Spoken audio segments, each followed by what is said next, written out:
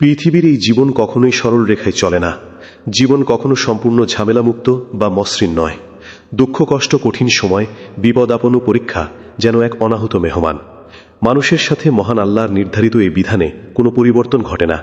পবিত্র কোরআনে স্বয়ং আল্লাহ তাআলা এই সত্য নিশ্চিত করে সূরা আল বালাদের ৪ নম্বর আয়াতে বলেছেন, আমি মানুষকে কষ্ট ও সংগ্রামের ভেতরেই সৃষ্টি করেছি।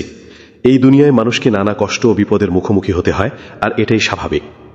আল্লাহ তাআলা আমাদের জীবনকে মানুষের আত্মা পরিশোধনের এবং মুনাফিকদের থেকে সত্যবাদীদের পৃথক করার এক মাধ্যম হিসেবে নির্ধারণ করেছেন। প্রতিটি কঠিন পরিস্থিতি মানুষের ঈমানের কুষ্টিপাথর।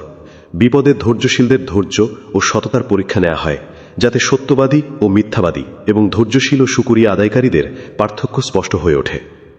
মহান আল্লাহ পবিত্র কোরআনে বলেছেন, আলিফ লাম মিম। মানুষ কি মনে করে যে আমরা ঈমান এনেছি বললেই তাদের ছেড়ে দেওয়া হবে আর তাদের পরীক্ষা করা হবে না? আমি তো তাদের পূর্ববর্তীদেরও পরীক্ষা করেছি।